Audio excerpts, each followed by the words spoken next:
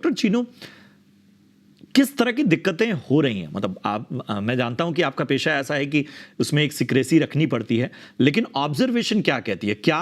किस तरह के विकार नजर आ रहे हैं? इसका किस तरह का दुष्प्रभाव नजर आ रहा है? इसका दुष्प्रभाव, आपके बच्चों की मेमोरी पूरी खत्म हो चुकी है, उनको कुछ भी याद नहीं रहता। रील्स के बार लगातार लूप में देखने से और छोटी छोटी रील्स की वजह से अटेंशन स्पैन खत्म हो चुका है, फोकस और कंसंट्रेशन नहीं कर पाते हैं। इसके साथ ही किताब से पढ़ना अब बिल्कुल असंभव सा लगने लगा है, क्योंकि स्क्रीन की इतनी ज्यादा आदत पड़ चुकी है।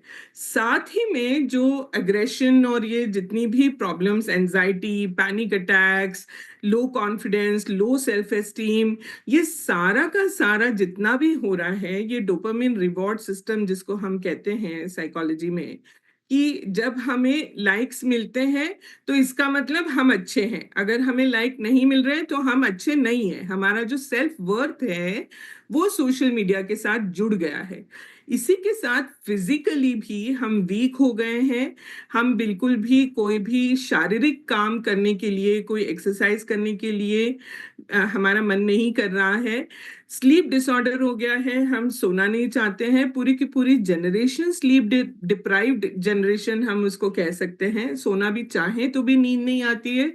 और बच्चों के तो छोड़िए, बड़े भी आजकल आप देखेंगे बिना 1 डेढ़ घंटा इंस्टाग्राम को स्क्रॉल किए वो सो ही नहीं रहे हैं। और जो स्लीप हाइजीन कहती है कि किसी भी तरह का स्क्रीन हमको सोने से कम 1 घंटा पहले नहीं देखना चाहिए, जबकि आजकल हम स्क्रीन देख देख के ही खुद को थका रहे हैं और इसको हम स्लीप नैपिंग कहते हैं। अब आप ये देखिए कि जो आपके रोल मॉडल्स हैं, आपके अपने पेरेंट्स, वो खुद ही ऐसा कर रहे हैं, तो आप बच्चों को किस मुंह से रोकेंगे? होगा पहली बात। उदाहरण सेट करना होगा हमें अपने बच्चों के सामने। एक और इसी से जुड़ा सवाल डॉक्टर चीनू मेरा ये है कि रिकमेंडेशंस आपकी क्या है? मतलब कैसे इस पे रोकथाम लगाई जाए? उत्पल जी ने जो अभी कहा कि हम लोगों को अब सक्रिय होकर और स्ट्रिक्ट होना पड़ेगा, उसमें मेरा ये कहना है कि पेरेंटिंग के दो मुख्य डायमेंशन हैं। एक है स्नेह है, दूसरा है अनुशासन। पेरेंट्स को डिसिप्लिन करने के लिए अपने आप को तैयार करना पड़ेगा। You cannot be sugary parents, you have to be involve parents, you have to engage with your children. आपको खुद को उनके साथ ऐसी एक्टिविटीज में टाइम देना पड़ेगा, एंगेज करना पड़ेगा जो मोबाइल के इतर है।